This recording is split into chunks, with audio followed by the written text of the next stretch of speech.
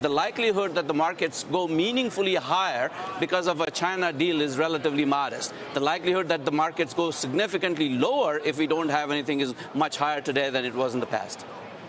Shawn, should we be enacting better trade terms with a key ally like Europe right now? I mean, it certainly seems to be pressuring markets today, but longer term, it seems like it could be another positive. Sure, but tariffs are isolationism, just in a different word.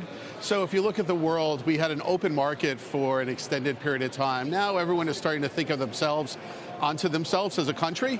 We have Brexit, we have us talking about tariffs. All those things chip away at global growth and global trade, and that's going to be significant over time. Right now, it's not that bad, but as everyone moves towards having more tariffs and more issues, that's always a problem. Let's get a little sense of credit from your perspective. You don't seem particularly positive right now. I think saying the risk-reward, especially with the move we saw in the first quarter, is not good. I think the move was amazing. If you look at, the high yield sector was up 7-odd%. You look at high grade, it was up as well. It was all coming back off those lows we saw at the end of the year. Absolutely, but you're really now priced to perfection, and you still have $2 trillion of debt that has to roll over the next couple of years, so that's significant. So there's going to be pressure from at least the standpoint of people rolling their debt. And too many companies that shouldn't have received capital received it over the last 5 years. And that's going to be the concern, because those people shouldn't get the capital going forward, which is going to be a problem. But I've heard that so many times, and it always seems to resolve, or oftentimes seems to resolve itself. I remember coming out of the crisis, the concern about so many companies, and yet there they were, the debt markets open once again generously for companies with balance sheets that didn't necessarily point to being able to get the terms they got. Well, the markets were open because all of a sudden everyone knew it was going to stay at zero for forever, right? So we had a long run where coordinated central banks were at zero interest rates, which allowed you to take on more risk. I think we've moved back to there a little bit. Powell has moved back to that kind of thought process, but you still have a world that's not at zero anymore, and that's going to take a little bit of pressure into the high yield market. It's really all about high yield and triple Bs, right? That's the fulcrum point of credit.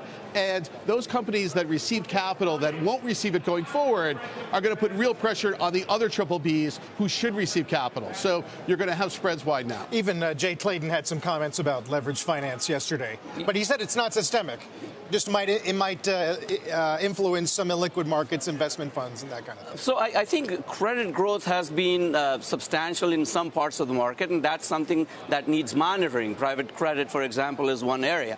But I think the key driver in all of this, and if you go back to 2008, it really wasn't credit growth as much as it was leveraging of the global financial system. And that is not the case. And therefore, any significant event in one part of the market is definitely not going to be systemic.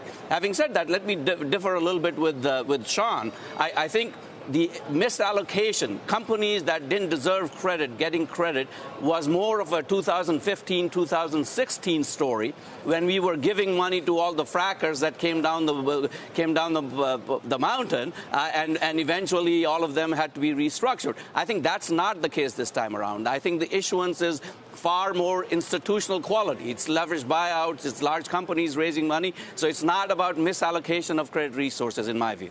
Shawn? I disagree. And if you look at governments as well, governments are now, there's a crowding out effect going on. So the debt, we're growing at 3%, right? The world is supposed to be a great place at this point in time up to the last quarter, but yet our deficit still goes higher. Right, that's a concern. China's opening up their bond markets right now.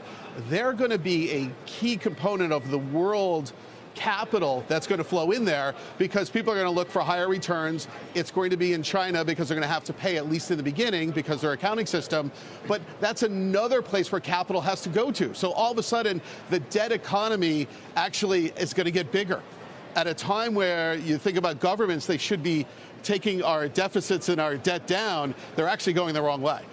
Well, I think Shawn's point on that is a good one. That is, having deficit-financed growth path when the economy was growing at a rapid pace enough in 2017, 2018 was somewhat misplaced. However, recognize in a slow-growing world, if we don't have credit growth, we won't have growth. Right. That's what the bottom line is. So credit is going to grow, and that is a good thing rather than a bad thing. We can talk about the magnitude, but we don't think we are at a problematic point just yet.